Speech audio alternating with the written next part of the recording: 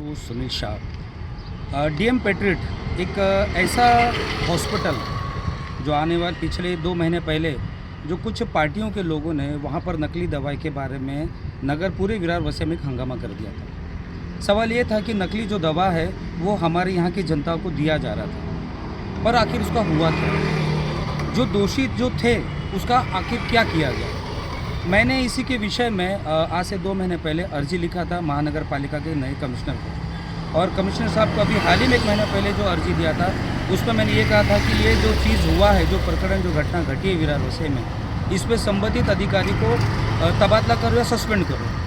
तो मुझे परसों ये चीज़ के बारे में जानकारी मिला कि जितेंद्र पाटिल करके जो दवा का जो अधिकारी था वहाँ पर, उनको कुछ महीनों के लिए या उनको दूसरी जगह पे हमारे महानगर पालिका के कमिश्नर से शिफ्ट कर दिया, मतलब तबादला कर दिया, बदली कर दिया। पर क्या आपको लगता है कि वही अधिकारी दूसरे वार्ड में या दूसरे प्रभाग में जाके वही काम करेगा जो उन्होंने पहले किया था? आखिर एक ही पे अधिकारी पे ये कार्रवाई क्यों, भक्ति चौधरी पे क्यों नहीं हुआ? क्योंकि भक्ति चौधरी मेन है हमारे पूरे विरार वसई में। वैदिक अधिकारी कौन है? भक्ति चौधरी। तो आखिर एक तरफा का न्याय अगर हमारे महानगर पालिका ने किया है तो बहुत बड़ा गलत किया है।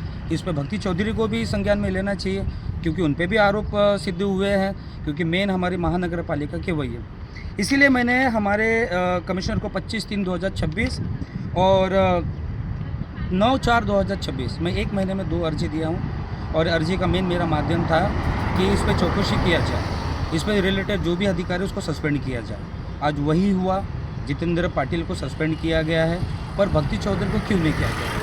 इसी के माध्यम से मैं आने वाले समय में यही महानगर पालिका के बाहर में एक आमरण उपोषण करूंगा। क्यों करूंगा? क्योंकि इस विषय में जब भी मैंने हमारे दीपक सावंत जी से बातचीत किया तो दीपक सावंत ने हमसे ये कहा कि ये हमारे चौकसी का विषय है, और जब तक चौकसी होगी तब तक हमने कमिश्नर को दे दिया है। तो आखिर चौकसी कब तक होगी? कब तक इसकी जानकारी लोगों को मिलेगी? कब तक ये जो नकली दवा का जो कारोबार है, जो भ्रष्टाचार है नगर पालिका में, कब तक चलेगा? कहीं ना किसी को तो इसकी जिम्मेदारी उठानी पड़ेगी।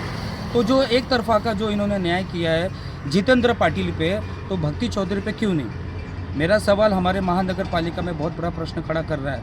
अगर आपको न्याय करना है तो एक ही जगह से नहीं, सब जगह न्याय करो। अगर जितना जितेंद्र पाटिल इस चीज़ में दोषी है, उससे कहीं ज़्यादा महानगर पालिका वैदिक अधिकारी हमारी भक्ति चौधरी मैडम भी।